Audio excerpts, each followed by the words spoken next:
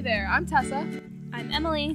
And you're tuning into Climate Conversations, where we dive into some of the most prominent issues facing humanity across the globe.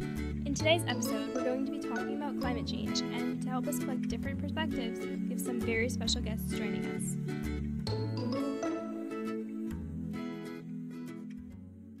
So we have our first guest here. Would you please introduce yourself? My name is Liz, and I'm a senior at Hopewell Valley Central High School. And we're going to be talking about climate change with you today. So can you tell us a little bit about why you're passionate about it and what you've done so far?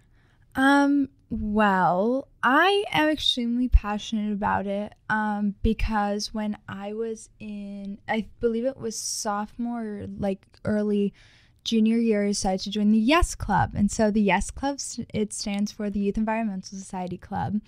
And Miss Sherwin is the advisor of that club. And once I got started, I was like, this is actually like really interesting, just about because she was kind of trying to get the club to focus on some of the issues that the environment, is currently facing.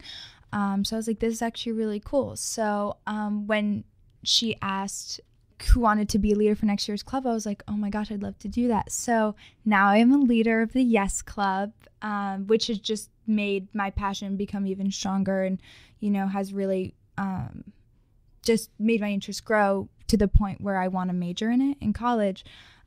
So the YES Club, aims to confront and solve the issues that the environment is facing currently in our community, the world, particularly the U.S. So yeah, that's great to see people our age really taking the step and the initiative to actually start combating climate change, even just at home. It's great. Yeah. So can you just give us a brief overview of some of the worst effects of climate change that you know of? Some of the worst effects.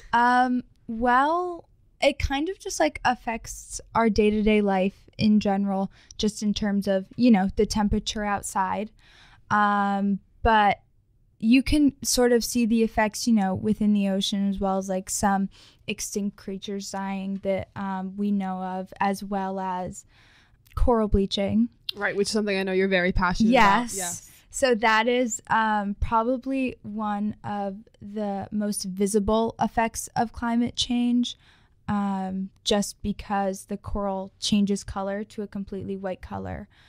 So, you see this beautiful coral in pictures, and now you see it and you see the Great Barrier Reef, and it's white, and it's definitely not something we're used to seeing. Why does it happen? Well, it's somewhat a detailed process, but I'll attempt to kind of explain it in a way that makes sense. So coral reefs have a symbiotic relationship with this one type of algae. And so the algae is a microscopic plant that lives in the tissue of the coral. And so in exchange for living in the tissue, it provides the coral with 90% of its energy requirements. And so the algae, uses the process of photosynthesis to make itself food, and it feeds the coral as well. And so this allows the coral to grow very quickly. And so the algae gives the coral these beautiful colors, because coral, just like as its regular structure, is just white. But the algae gives it its color. So what happens is that the algae is extremely sensitive to its living conditions. So when the water is too hot or when the water is too cold, it's affected.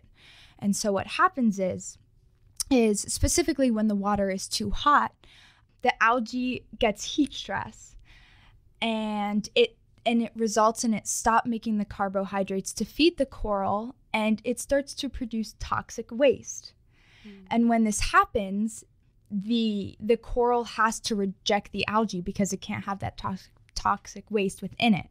And so the coral turns white, since the algae provides the color. And so there is a way for the water to cool down, and the algae can come back and regrow and start producing those carbohydrates to give the coral energy and to give that coral its beautiful color.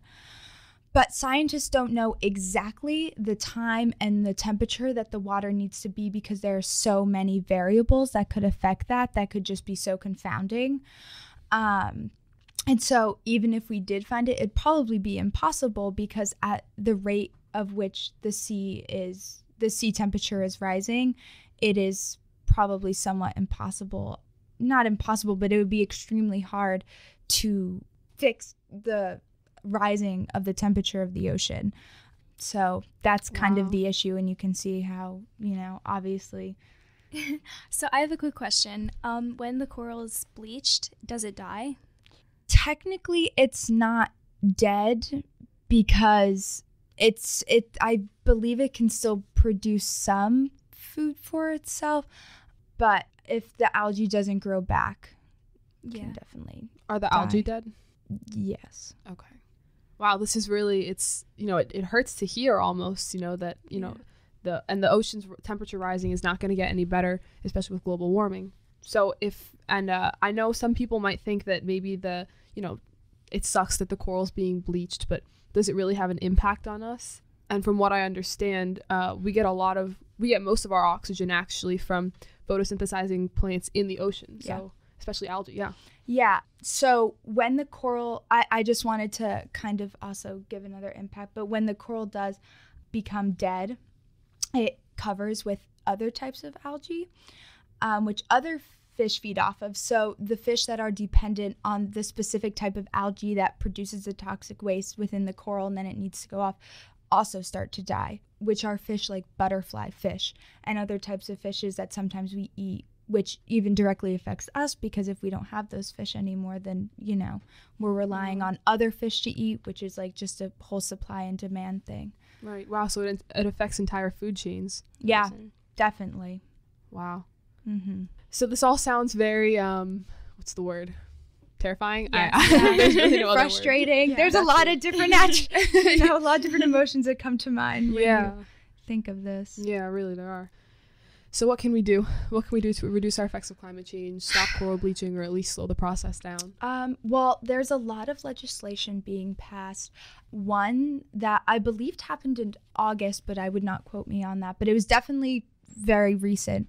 Was that Hawaii banned some chemical types of sunscreen that hurt the coral as well, and hurt different types of plants and fish in the ocean, which is interesting because you wouldn't really think that was the first thing that, comes to mind that we can do, but it's definitely something to get more organic sunscreen with less chemicals so it's not harming the earth and especially the, marine environment.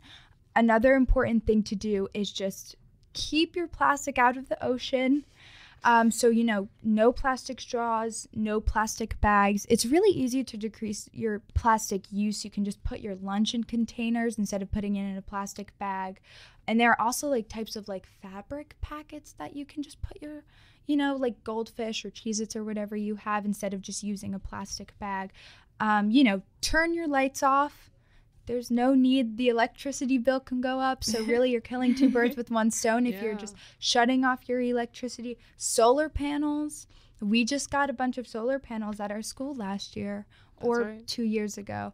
But that's really great just because, you're using the sun, our natural resources. Use water bottles. There's some really cool water bottles out there. They're really reusable not ones, that you mean, expensive. right? What? You mean reusable ones, right? Yes, Okay, yes. so Water bottles. Yes, sorry. Reusable water bottles. You can carpool with your friends, so you just, decreasing your CO2 emissions that are going up in the air, causing, temperature to get warmer and stuff like that.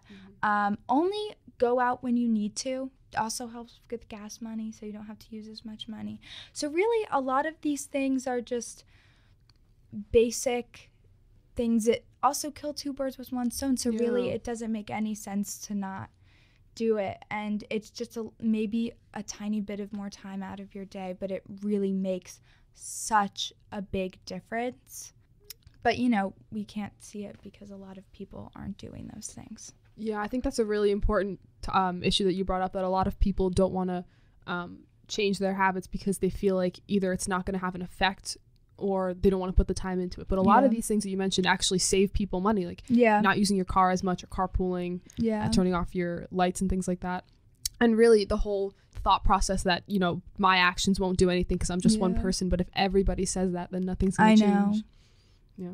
And it starts with one person. I've definitely seen that with Yes Club, is that sometimes you just need to be a leader and show people how to do things, and then they'll do them. Sometimes people just don't have the time, take out of their day to be like, what can I do? So it's really easy to just get the word out. One thing that we can do just locally, the Watershed Institute, which is really and I volunteer for them. So of course I have some bias towards them, but they're just keeping our water clean. They have these really cool like roofs where it kind of indents so the water, you know, streams off and they use the water. Cool, yeah. So it's really just basic things like that. And, you know, we do a lot of vine removal. That's just something I did the other day, which was really fun, which is like something you can do on hikes, which just like release like the vines that are hugging the plants. So that definitely helps, because then the trees can, you know, emit oxygen into the air. And right. So there's a lot of stuff you can do. It's really not that hard. Yeah, absolutely. That's another thing. I think a lot of people think that helping the climate, helping the earth is difficult, but it's really not. It really is not. And it's, you can see the rewards. I mean, like, you know, look at the coral and look at the beautiful coral, the ones that haven't been bleached, and you can say, this is why we need to save it, you know? No, absolutely. Is there anything else you'd like to add? Just, if you have time to take out of your day, just figure out what you can do and start doing it. Get involved. Yeah. Thank you so much. You are so welcome. Thank you for having me.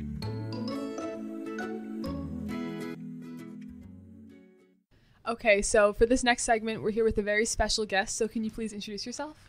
Hi, I'm Karen Lucci. I'm a science teacher here at the high school. And what classes do you teach specifically? I teach honors biology, and I also teach AP biology, and I've been doing that for about 18 years now. Fantastic. Thank you so much for being here.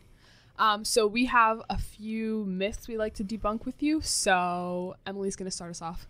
All right. So our first myth is that climate change won't affect me.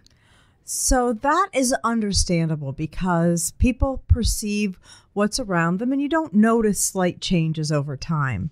But climate change is global. So consequently, it will affect everyone, but it may not affect you in a big way right now, but down the road it may. One thing that is part of climate change is that we have a lot more severe storms. So the storms, we've always had them, but they are increasing in severity, increasing in damage. And so when people experience these, they can lose their homes, they can lose their businesses. And you see the effects of this in Puerto Rico, which has not responded well at all since their big storm, in Houston, even in the Jersey Shore, when we had Superstorm Sandy many years ago. There are a lot of businesses closed and never reopened. A lot of homes have not been fixed up. Some have been abandoned. So what will happen is maybe when the economic factors hit them more, they will begin to see them. But we have to be able to make sure people understand that climate change is affecting them. And one way you can see that change is in storms. Just losing power for a few days. How many more people have generators in their homes than they had 5 years ago? Why? Because when you get a storm, you don't know when you're going to get your power back. Part of that is the result of climate change. Right, and that's terrifying to think about. You know, a lot of people see climate change as just a thing that won't affect them, or it'll only affect people in impoverished countries. But it's crazy to see that even here at home, we see the effects directly impacting us through these big storms. Exactly. You don't see it in your own community necessarily. Yeah. So the next myth to debunk, it's cold outside, so global warming doesn't exist. Yeah, it is cold, and today is cold outside as we're talking. So weather is a daily event, and then climate is the trend over time. So you can be a really, really nice person, but you can still yell at somebody if you're in a bad mood. So the weather may be cold one day, but overall the climate can still be warming up. The past 4 years have been the 4 warmest years on record, and they've been keeping close records since 1880. So it's definitely happening, and you can have cold days though still. I love that analogy of you can have Yeah. bad days and still be a good person. All right, so the next myth is that a few degrees warmer won't have a big impact. So a few degrees warmer, if you think about an average temperature, if you make that average a few degrees warmer, all of a sudden it does affect it. If you have an 88 average in class and you get a few percentage points higher average to a 91, wow, all of a sudden you're in the next grade bracket, which sounds a lot better than 88 having a B average versus an A average. Same thing for weather degrees. A few degrees difference is the difference between freezing and being above freezing, about being in the 80s and being in the 90s. And you do feel that. You run air conditioners more, you use more electricity. You may have to use more, you would use honestly less heat. So that I guess would be a bonus, but the severe weather would be worse. I think we all know what it's like to have a couple grade point differences matter and getting into a college or, It makes an effect. definitely. But the climate has changed before, right? So this is not just part of the natural cycle. Well, it's interesting. If you look at the geological periods, I mean, big time. Yeah, we definitely have gone warmer and colder. We had ice ages. So back in the 60s, I think it was, scientists were predicting we were heading towards another ice age based on that.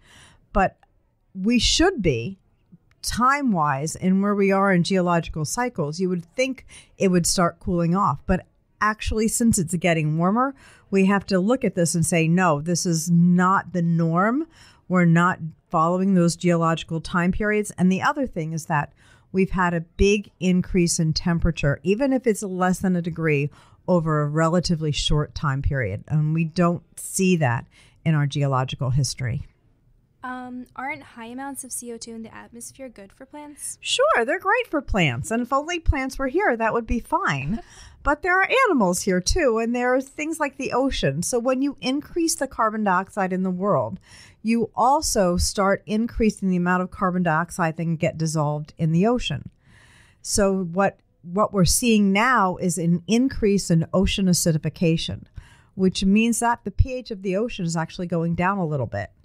As it goes down, then the organisms can't adapt to that quickly enough, and they start dying off. And it turns out that a lot of our oxygen comes from organisms in the ocean. So you would think it's helping, but it still really isn't helping overall everybody. So another big myth is that the world will self-correct. And I'd like to hear your opinion about this. Sure, it will self-correct, but it doesn't mean we'll be around for part of that correction. Yes, things will happen. Organisms will become extinct. Some organisms will adapt to the changes. We can adapt to maybe our growing seasons and work with agriculture and crops. But the fact is that we can't rebuild a coastline that goes into the ocean because of rising waters. And the amount the water rises is not exactly, it's not known. There are estimates about what's going to happen. The world will self-correct, but it doesn't mean that we can exist the way we are existing now. All right, the next myth is that climate scientists are lying to us for money. Yeah, I love that one. I read that. So one of the climate scientists was really adamant about that. And there's a big report called about the assessment of the climate that's released. And the people who work on that aren't paid to work on it. So people who are being paid by oil companies to look at environmental issues. They're doing all those types of things. Climate scientists aren't really getting paid that much money to do anything like this. They're simply researching and reporting, and that's not exactly lifestyles of the rich and wealthy. No, definitely is not. So you spoke to this earlier, that animals and plants can adapt. So is this really going to hurt them that much?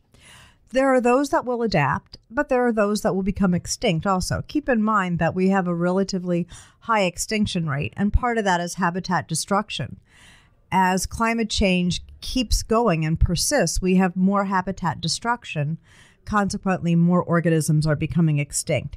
Yes, some will adapt, don't get me wrong. There are plants that can adapt and bloom earlier, or insect larvae that can adapt and emerge earlier. But when you look at other things that are happening, like the acidification in the ocean, a lot of those organisms can't respond and adapt. Adaptations take time, and a lot of the changes that can occur and affect them in their environment are too quick for them to adapt and survive. I remember actually talking in your class about how the normal extinction rate is like 1 species per 1,000 years? Something like that. It's more than that, but right now it's species per day. That's crazy. Like, I can't even imagine that. Yeah. All right, the next myth is that hurricanes and other big storms aren't linked to global warming. Okay, so hurricanes have always been around as far as we know, and they are not directly linked to, the frequency of them is not directly linked to global warming or climate change. So when we talk about global warming, we're talking about just the warming of the planet. Climate change is everything that happens as a result of that. So what we have seen are not increases in numbers of hurricanes, but more severe hurricanes lasting longer, causing more damage, more hurricane category 4 and 5, as opposed to 1s and 2s. So it may not be linked directly to frequency, but it is linked to the damage they can do. If the water is warmer, the way hurricanes form, as the air is moving over the ocean, it is picking up that energy from that hot water. The hotter the water is, the more energy in the storm. So it makes sense that if the water is warmer, the storms are going to be worse. I think we've seen that with recent storms that you were talking about earlier, like in Puerto Rico and Texas and Florida. So with all of this, it all sounds very imminent, this danger of climate change. So what will the world look like in a few years if we don't start making serious lifestyle changes? So all of those things that we look at will change.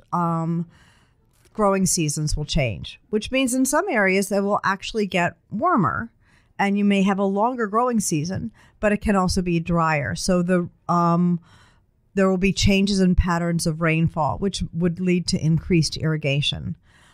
There will be increased energy use during the summer, which leads to brownouts or blackouts if necessary.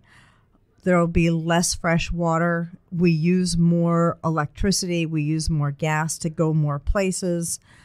We start depleting that, and costs rise. So there are a lot of social implications. Just buying insurance to survive storms, flooding, hurricanes, all those things will all increase. So it's not, if you're living in the middle class, it's going to drastically affect your life because you can't withstand great changes in what you have to pay out to survive. And it sounds like as these effects start to really hit us, in an effect to keep our lives the same, we'll just be doing more to hurt the earth. Yeah, really. That's what we'll be doing. Well, as teenagers who will be on this earth for the next few decades, what can we do? So there are things we can do at a personal level that actually will help make some changes. And one is we have to kind of shift the paradigm about things like travel. When we get in a car, usually it's a lone driver in a car going whatever distance. What if we carpooled? What if we used more mass transit? By reducing the amount of gasoline you use on a daily basis and being really thoughtful about it, do you have to go to a parking lot, park, and then move your car because you want to go to the store that's far away? People do that. That's kind of crazy. So thinking about gas usage, why are there so many SUVs that have poor fuel efficiency? Looking at more fuel efficient cars. That's another way to look at it. There are a lot of hybrids out there. Maybe that's what we should spend more time buying and looking and considering that. On a daily basis, just electrical use, because that eventually a lot of that comes from fossil fuels. So what do? Do you keep your chargers plugged in, and you just attach your phone to the charger when you need to charge it? What types of things can we not have on all the time? Even televisions that are plugged in are using a tiny, tiny bit of electricity, so they go on instantly. So we can do a lot of those things just on a daily basis that reduces our use of materials, which will save things in the long run. The third thing we can all do is be aware of policies and governmental laws and try to change them and enact policies that tend to conserve materials. And it all does add up. I know a lot of my friends especially are very worried about this, but they feel like their personal actions won't have any effect in the long run. But I feel like if everyone actually, takes the time to think about the steps they can take to reduce their emissions, then eventually it'll collectively produce something that'll help the earth. Is there anything else you'd like to add? No, I just want to thank you very much for inviting me to this conversation. It's an important conversation to have. Sometimes you worry that these problems aren't in the public very much, and consequently people forget about them and think that they're not important or they're going away or somebody's fixed it, when really it's just getting worse and worse right now. Well, thank you for being here and talking about it. Thank you. So we had some really interesting conversations with our guests today. Lizzie talked about coral bleaching specifically and some of the other impacts that climate change has on individuals and marine life and things like that. And Miss Lucci just debunked some myths with us. So we just wanted to kind of sum up what we learned today and some of the commonalities between the two interviews. Yeah, so climate change does matter because we get most of our oxygen from photosynthesizing plants in the oceans, and we see impacts in wildfires. There have been a lot recently, and major storms. Yeah, and it's really not something that we can just sweep under the rug because it really is starting to impact us now. And by the recent UN and other major climate change reports, it's only going to get worse, and it's really going to impact the way we live within the next 10, 15 years even. I just wanted to give a little bit of insight into something that I'm extremely, I don't want to say passionate about, more I'm angry about. Amazon Prime 2-day shipping and those other really fast shipping services are some of the worst carbon emitters that I know of. When you hit the 2-day shipping Amazon Prime option when you order something online, it comes to you in 2 days, which is great and convenient, but it hurts the environment so much. The way that Amazon and these other shipping companies send packages out is that they wait until their trucks and their planes are full enough with boxes that they can just ship them all out full. But when you click on the 2-day shipping or fast shipping option, they send out planes and trucks half full or even almost empty just so they can get the product to you. And it wastes so much carbon dioxide, and it really, really has a major impact on the way we live, and I know it doesn't sound like it's a very big problem, but when you think about all the people in the world who are using Amazon and using these 2-day shipping options, it really, really, really has an impact. So please, if you can, either go and buy something in store or don't click the 2-day option, plan in advance and wait till the trucks, allow the Amazon and the other shipping companies to wait till the trucks are full to send out the packages. That was just something I wanted to put in. Yeah, and then it's very easy and a lot cheaper to reduce your carbon output. So using your car less, you pay less for money, for gas, and not using your heat or air conditioning, things like that. Yeah, and the fact that both of our guests kind of had the same thing to say about a lot of issues about climate change really says that, it's definitely an issue, and it's something that we all need to work together to try and reduce. So we actually have some challenges for you guys listening. There's 6 or 5 specific areas that we think are most important. So we're just going to go through them and talk about how you can reduce your impacts, basically. All right, so the first one is transportation. So you can bicycle somewhere instead of driving, or you can carpool with other people. You can take a bus or any public transportation instead of driving your own car. And it's better to take a train than a plane because it emits less CO2. Yeah, it's just more energy efficient. Yeah, exactly. Yeah, really, I think it's pretty self-explanatory. Like, when there's more people in one vehicle, you're expanding more carbon dioxide than you would if you were the only person in a car, but it's still much less than if 2 separate people were driving 2 separate cars. All right, so our next one is reducing. So you can buy clothing from secondhand stores instead of brand new clothing. Don't use Amazon Prime. Please don't. And don't throw away any food because that's very wasteful. Yeah, definitely. I remember in French last year, actually, we learned about food waste. It's actually a really big problem. I had no idea. About a third, I think, of all food that's made is thrown right in the garbage, which seems, very wasteful. That's crazy, yeah. Yeah, so really try to buy less, buy only what you need, and be more efficient with the food that you buy. And buying clothes from like a secondhand store is so much more efficient because instead of producing new clothes that are just given away or thrown out, you're recycling what you already have and reducing your output. And Amazon Prime we already talked about. All right, so our next one is reusing. So using more, wasting less, and finding new uses for things you've already used. I know personally, we don't really buy glasses anymore. Like we just buy jam jars and we clean them out after like the glass ones. Then we clean them out after we're done and we use those as cups, which they're really cute also. Yeah. They're really energy efficient. They're really cute. So definitely finding new uses for objects is great. All right. The next one is recycling. One of the things you can do is have your recycling outweigh your trash. You can compress and measure how much trash you have each week and then try to lower the weight of it. Yeah, definitely. Just making a conscious effort to lower the amount of waste you're putting out. A lot of things like we mentioned about like reusing certain packaging materials or just not buying super packaged foods. But if you do, recycling them, finding new uses for them. Don't throw out water bottles in the trash can. So many of my friends do it and it really bothers me. I always yell at them when they do. It really isn't that much of an effort to walk the next 10 feet to find a recycling bin. And finally, neither of our guests really talk about this, but I think it's something important that we should bring up. The types of food that you're eating actually do correlate to the amount of carbon dioxide you're putting out. So the most energy efficient food is vegetables, fruits. I guess I don't want to say the word vegan, but I guess vegan items. I know a lot of people think vegan and they think, oh, it's a crazy lifestyle. People who are vegan are insane. They don't. I don't really know what the stereotype is, but they're just very against veganism. But it's really the most energy efficient way to live. Consuming meat especially is very inefficient. It emits a lot of carbon dioxide because if you think about all of the space it takes up to raise chickens and cows and then to have to feed them and process the meat and things like that, it uses up a lot of unnecessary carbon dioxide. Dairy and eggs also, maybe not as much, but definitely reduce your consumption of meat, specifically red meat.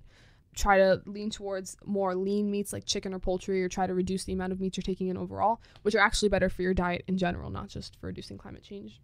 One thing that I'm going to start doing is I'm going to document what I eat in a typical day and then try to implement these changes into my diet. So I only eat meat one meal a day, if that.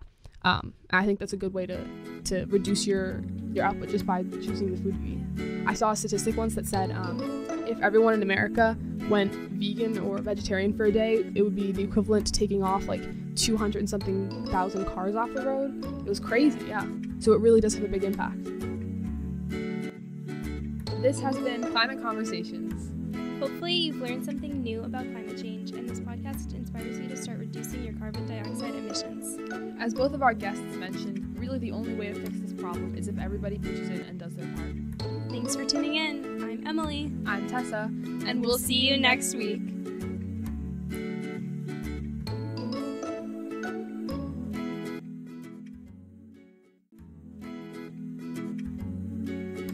Hey there, I'm Tessa. I'm Emily. And you're tuning